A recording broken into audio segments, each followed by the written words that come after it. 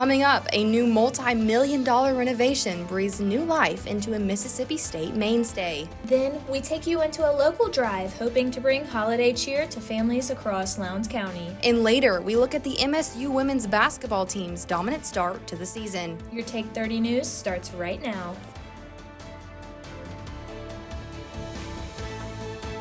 Hello and welcome to Take 30 News. I'm Raylen Ladner. And I'm Aubrey Carter. Thanks for joining us. Here in the Magnolia State, Jackson State University filled its campus this week with storytellers of the Mississippi Association of Broadcasters annual student conference. And we hit the road to Jackson to get the details. We all know networking in college is a vital part of transitioning into the workforce, but one journalism organization is working to make it a little easier. Conferences like these allow you to get in the face of news directors, general managers, other staff at news stations to kind of say, I want to be a part of this industry. I want to do this, and allowing them to know that there's still that want out there in the community. Ross McLeod is a former Mississippi State student who is making his mark in the news industry, and he says it's all thanks to the connections he made at the Mississippi Association of Broadcasters event. I met my general manager at MAB Day in 2022. It was the spring MAB Day around March. Allowing me to talk with the people in person really meant a lot, and they feel the same way. With them being able to speak to somebody allows them to know that job candidate a little more. McLeod is not the only success story within the Golden Triangle from these MAB conferences. Desmond Matthews says it's this networking opportunity that plunged him into the industry, landing his first job at WCBI in Columbus. Without that MAB conference, I wouldn't know what I wanted to do. I'm glad I went there that specific day to meet Scott and Martin, meet other people that I know in these conferences still to this day. When I met them, they helped me navigate what I really wanted to do. Several stations attended this year's conference, not just to give away goodies, but to get students excited for what's to come and to talk about future career opportunities. Well, very important for exposure, for one thing, to professionals that are already in the business. Contacts, networking, very important as well. So it's a good experience, too. It kind of builds student confidence to walk up to folks and not be afraid to introduce yourself and talk about yourself. So I think it's very important. Keith Collins with WJTV and WHLT was just one of the many employers at this year's MAB conference. He says events like these are eye-opening, not just to these students, but to the companies looking into the future. I'm often encouraged by confident students and students with expertise that can demonstrate it. It's encouraging for the future of our industry. This year's conference also included the MAB Student Awards, and Mississippi State University walked away with 16 awards, including 9 first place, 6 second place, and 1 third place award. And if you take a look out the window today, you'll notice some very clear and very blue skies. Campus Connect meteorologist Emmet Rice is now joining us. Emmet, can we expect this trend to continue through tonight? As a matter of fact, we can, and those conditions are going to persist as clear as temperatures drop at 6 p.m. We're going to start seeing the low 50s around that time, and then 10 p.m. we're going to be seeing the high 40s. Now for tomorrow, we're going to be up in the upper 60s, partly sunny and cool. It's going to be fantastic. I tell you what, showers early next week and potentially falling to the 50s. I'll tell you more on the forecast coming on up. Well, thanks, Emmet. Well, the Sanderson Center got a big check to help with overall renovations. Our Mick Cassidy talks to organizers to see what all has changed. It's really encouraging to have these newer renovations for people to come in and try something new. On November 13th, the Sanderson Recreational Facility proudly cut the ribbon to its newest $2.5 million renovation project. This is the first renovation that the building's had since 1998, first major renovation, and it was driven by students wanting to improve the facility. Renovations included repurposing 4 racquetball courts on the second floor, generating a large open-concept fitness space by 7,000 square feet, and converting a first-floor racquetball court into a bouldering cave. We hired an architecture firm and a contractor, and they developed a design that almost doubled the amount of fitness space compared to what we had when we opened the building in 1998. We've also completely changed the color scheme of the building to make it feel like you're at a Mississippi State facility. Renovations were done in 2 phases. The first one began in March 2024, and the project was finished before the beginning of the fall semester. We added a stairway to the Sanderson Center here, and we filled in a large opening in the second floor with some structural steel, filled it in with concrete, and then did a lot of new finishes here, new painting, wall graphics, lockers, some millwork. I'm really excited for the students that are coming in and seeing this for the first time and them getting the same sort of experience that I had when I was a student here. I know that they're thinking about adding a boathouse and just continuing to have new workout equipment. Along with the boathouse for Chadwick Lake, another renovation being considered are racquetball courts outside of Sanderson. On campus here at MSU, with Take 30 News, I am Michael Cassidy. And for more information about the new additions to the Sanderson Center, you can contact Patrick Norden. Well, something else new at MSU is the launch of the state-of-the-art Anatomage tables. These tables are designed to transform the way students learn about the human body. The tables are digital ways for students and faculty to gain the most accurate human-based medical information available. The biology department plans to implement these tables across several science majors. Students were kind of like, I don't really understand why I'm in the lab if I could do this on a computer anyway. But they seem really enthused about these tables. I've got like several students that are just like wanting to stay afterwards and really dig into the material, and students that are coming up and like talking to me about, oh, I didn't realize this. So it's really changed how they approach the material, which I can only imagine is helping them study. These tables are valued at $460,000, and the platform offers 3D visualization, pathology examinations, and interactive dissection. And coming up, how one Golden Triangle community is coming together to make sure everyone has a happy Thanksgiving. Don't go away. As concern grows over the declining health of the world's oceans, veterinary students at Mississippi State are learning how to rescue and rehabilitate vulnerable marine animals. Through a unique partnership between the College of Veterinary Medicine and the Institute of Marine Mammal Studies in Gulfport, Mississippi, students are experiencing the chance of a lifetime. Real-time research of this fragile ecosystem prepares students for a future in providing care for sick and stranded dolphins, turtles, sea lions, and other marine species. At the same time, MSU's advanced diagnostic technology is helping innovate for solutions while improving treatment and outcomes. Not only are the waters of the Gulf Coast opening new worlds of discovery for Mississippi State veterinary students, they are much safer now, thanks to this game-changing partnership that's improving life for literally hundreds of aquatic animals. Welcome back to Take 30. I'm Raylen Ladner. And I'm Aubrey Carter. As the holiday season approaches, the Lowndes County Sheriff's Office and Community Benefit Committee are teaming up to give back to the community. We want to, give people a better quality of life, and believe it or not, we can do parts of that with just the turkey. Lieutenant Rhonda Sanders is talking about how the turkey drive that's organized by the Lowndes County Sheriff's Office and the Community Benefit Committee will help many families have a good Thanksgiving meal. We all know that the turkey is the most expensive part of Thanksgiving. From November 1st to the 21st, the Sheriff's Office is collecting turkey donations to help families in need this Thanksgiving. If you just reach one person that truly needed that turkey, then it's all worthwhile. Bill Strauss organized the group that donated around 450 turkeys to this benefit. I'd like to encourage everyone to participate, even if you can only give one turkey. That's going to go to one family that's truly in need. If you can't give, that's okay. Maybe you can go out and help them pass out the turkeys. But get involved with your community, and it really feels good to help others, especially people that are in need. Although the Lowndes County Sheriff's Department and the Community Benefit Committee have gathered over 800 turkeys, they still need over 1,000 more to reach their goal. You can drop off your turkey donations here at the Lowndes County Sheriff's Department. We protect and we serve, and this is one of the projects that we do every year to try to serve the people of Lowndes County. We're trying to get a donation of 2,000 turkeys to pass out to the community. So it's a really good program, and it helps people to ensure that they have a good Thanksgiving. This is the 5th year the Sheriff's Department has held the turkey drive. Once donations are collected, turkeys will be distributed on November 23rd at the Bank First Yard Sportsplex. To receive a turkey, families must show a valid Lowndes County ID. And it's an issue many communities face throughout the Magnolia State: food deserts. Because of that, one local organization is working around the clock to lend a helping hand. Our Breland Lucious has the details. We just came from Walmart, got more canned goods and everything, and so we're trying to fill the pantries that are around town.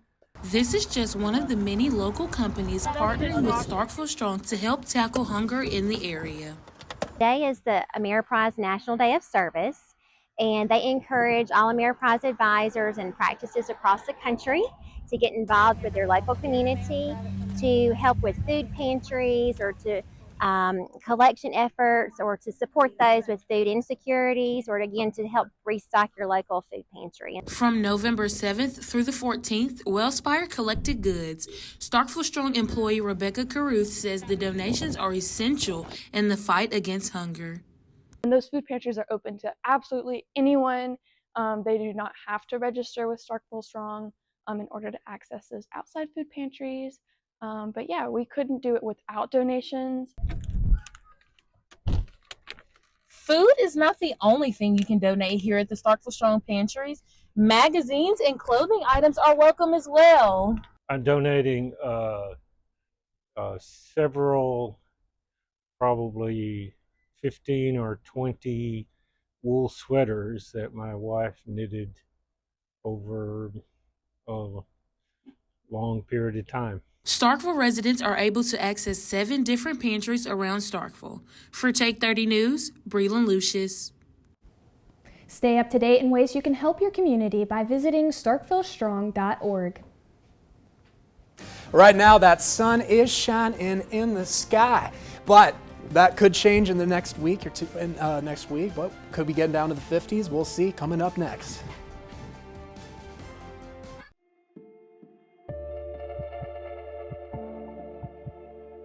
Discovery.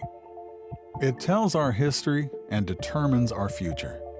At Mississippi State University, we're digging deep, unlocking an understanding of our past, validating it.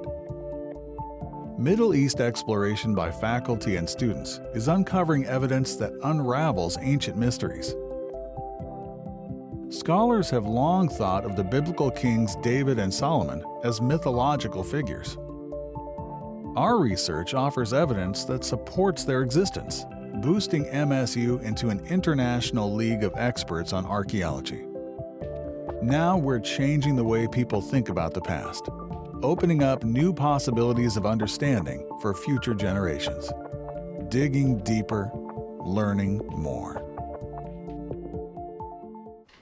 Well, like I said, that sun was shining in the sky. Sun is looking to set here at around 4:45. It was just about that time. But taking a look at those weather headlines, we're seeing showers early next week and a gorgeous weekend ahead for that. But we could be falling into the 50s. I'll have more on that here in a second. But taking a look at this futurecast, we are crystal clear right now on Saturday, 5 p.m. But as we move forward, those clouds are going to start moving their way in come Sunday morning, and they're going to persist, and that cloud cover is just going to keep on building come Monday now. This is when we start seeing those showers. Come Tuesday around 2 a.m. east of I-55, those showers are going to start to push their way into our area, and they're going to continue on eastward, and on that same track as that cold front pushes on through. Those showers will persist around Macon, Columbus, and Louisville areas, but by Tuesday evening, 9 p.m., they will persist, but then Wednesday night, they are completely gone, and we're clear again, tell you what. But taking things back to now, this campus cam, we're seeing 65 degrees right now. We hit our high of 67 earlier, but now we're starting to drop. 48 for that dew point, but looking towards tonight, that low is going to be in the low 40s, low 41, cool, but mostly clear. So if you have some plans for later tonight, it's going to be a great night to do so. Low temperatures all throughout northeast Mississippi are looking the same. Low 40s, high 30s over in Coffeyville and Calhoun City as well. But those high temperatures tomorrow are ticking on up to the high 60s, low 70s in some portions of our area. And then for the weekend, partly cloudy for Sunday, but sunny and cool for tomorrow. So tomorrow is a good day to go out and go to that, what is it, the market. There's that 8 a.m. market. Anyway, temperatures for those forecasted highs, average for next week is 68, but come Thursday, we're dipping down to 55 degrees, and because of that cold front pushing on through, we are seeing those temperatures start to drop. Thursday, 6 a.m., we're hitting those lows, but then we're only getting up to 54, 52 in Starkville, and 48 over in Tupelo. Taking a look at your 7-day forecast, we're seeing the high 60s for Saturday, we're seeing mid 70s, and then 55 for Thursday, with those rain chances returning for Tuesday. Coming up, we'll take a look at the great start from state hoops and what's ahead for the women's soccer postseason. When it comes to making the world a better place, it's all in the numbers at Mississippi State University. Our big data science researchers are creating astonishing new algorithms to model human behavior and consumer activity to identify anomalous purchasing patterns. Interpreting the data creates heat maps that can signal fraudulent activity and even predict likely cybercrime locations and perpetrators. And as the only academic institution to team with a state-level DHS agency in the study of transactional data of the Supplemental Nutrition Assistance Program, MSU is helping prevent misuse while ensuring that benefits are being used as intended. These successes are opening doors for similar research partnerships with banking, insurance, credit card, and other data-intensive industries, leading to consumer confidence in online and other transactions. Making numbers count. Mississippi State University. The sense of place. We all have it. Often grown from deep roots in small-town communities. At Mississippi State University, our Carl Small Town Center is strengthening these ties. With nearly 40 years of making a difference, we're revitalizing communities into welcoming places to work, live, and congregate. By weaving together the best pieces of our past with modern technology and amenities, we're creating the hometowns of the future. Places where lifetime memories can be made, where you have all the things you need, along with all the things you want. Through partnerships with our communities, we're identifying improvement opportunities, recommending paths forward, and creating the plans for a better tomorrow. Welcome back to Take 30 News. I am Anthony Jenkins Jr. here with your sports update. There were some ups and downs for our Hail State athletics over this past week, so let's get right into it. Mississippi State had another tough task on the road going against another top 10 ranked team in the Tennessee Volunteers.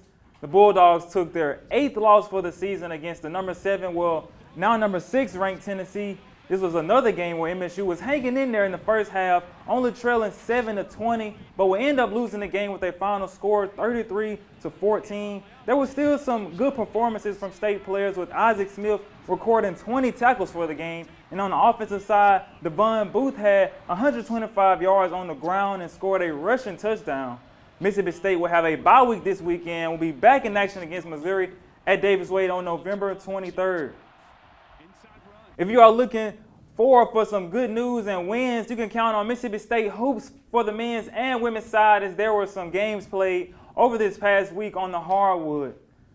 On the men's side, the men's basketball team defeated Georgia State last Friday with a final score of 101-66. And on Tuesday, State picked up another win against Southeastern Louisiana at the Humphrey Coliseum, 80-59. Josh Hubbard was the leading scorer for the team with 23 points. The team rallied 38 points in the paint rather than letting it fly from the three-point line. Head coach Jan says he was proud the team was able to score rather than relying on their three-point shooting.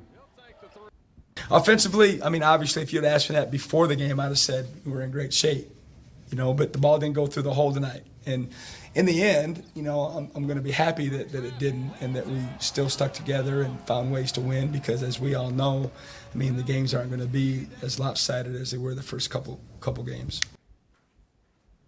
State will now hit the road and head to South Haven, Mississippi in the Mid-South Showdown against Utah this Sunday. Tip-off is set to be at 3 p.m., and you can watch that on ESPN2. MSU women's basketball is also on fire at the start of their season. They defeated Alcorn State Sunday with a final score 73-45, and Wednesday they defeated Alabama State 83-29. MSU got it done on the defensive side, only letting Alabama State score 1 point in the third quarter. There were 4 players who hit double digits in the scoring column, with returners like Debrecia Poe scoring 14 and transfers contributing like Anaya Russell with 16 points and Medina Oka with 17 points. Anaya Russell says she feels her presence with the team was on both sides of the floor. I would say it changed a lot. The style of play has changed. I wouldn't say my role really changed. Coach Sam allows me to play free and fast, how I really like to play. So I think I kind of fit into the system very well. It's just about getting used to my teammates, and I think we're doing a good job doing that. So once we keep building in practice, I think the chemistry is going to get better on the court when we play against other people. The Lady Bulldogs are back at the hump this Sunday, sitting on a 3-0 record this season. They will face Chattanooga. Tip-off is set to be at 2 p.m. and will be streaming live on SEC Network Plus. We are officially in the women's soccer postseason. The Lady Bulldogs had a dominant and historic regular season, being the SEC champions, which now results in the team being the #1 seed for the NCAA tournament. They plan on taking the trophy home after coming up short in the SEC tournament last week. MSU will host their first round game tomorrow against Southern University. The game starts at 5 p.m. Central and will be streaming live on ESPN+. The MSU women's volleyball team are close to ending their regular season. They are currently sitting at 500 with a 10-10 record for the season. The team is in the middle of their SEC play. At the beginning of the month, they got a key road win against Texas A&M. Arissa Smith earned it her first SEC Defensive Player of the Week honor. The Lady Bulldogs lost 2 of the last games, unfortunately, against Texas and Oklahoma, but will be looking to bounce back on the road, facing Alabama tonight at 6 p.m. This game will be streaming live on SEC Network Plus. That's all we have for sports today. Hope to see you guys next week. And back to you, Raylen.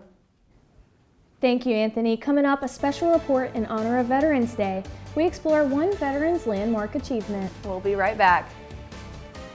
At Mississippi State University, student-led teams are taking one of the country's biggest health issues to heart.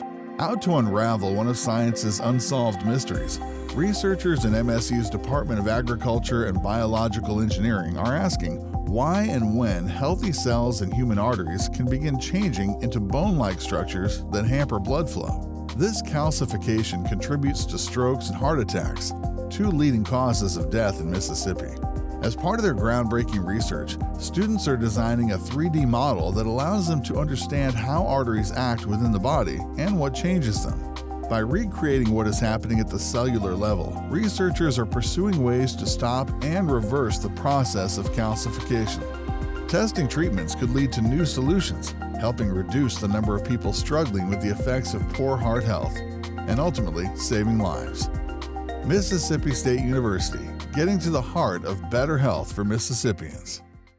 Welcome back to Take 30. I'm Raylen Ladner. And I'm Aubrey Carter. Veterans Day was Monday, but on here we'd like to take a minute to acknowledge those who have served, starting with this. Yes, at 98 years old, a World War II veteran from Rhode Island just received his high school diploma. He says he finally feels like a part of him is now complete. Ryan Medeiros has the story.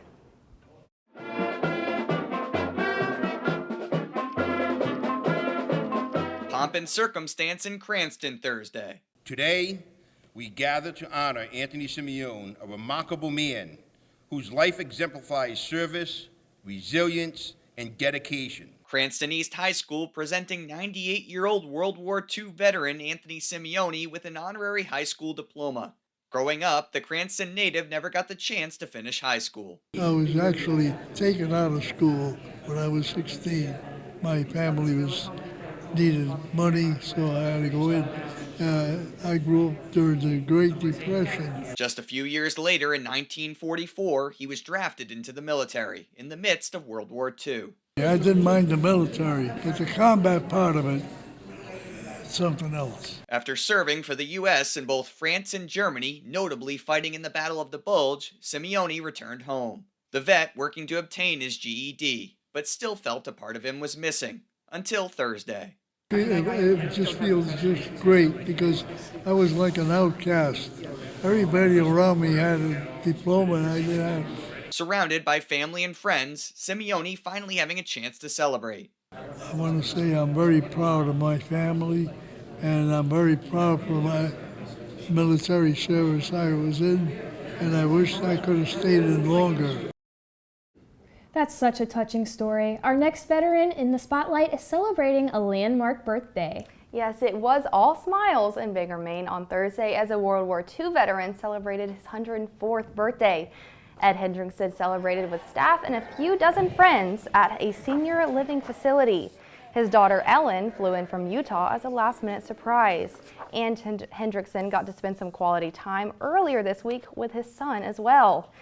He was accompanied by his dad to a Veterans Day parade on Monday, and Hendrickson said the secret to living a long, healthy life is having a positive attitude and pushing through challenges with a smile.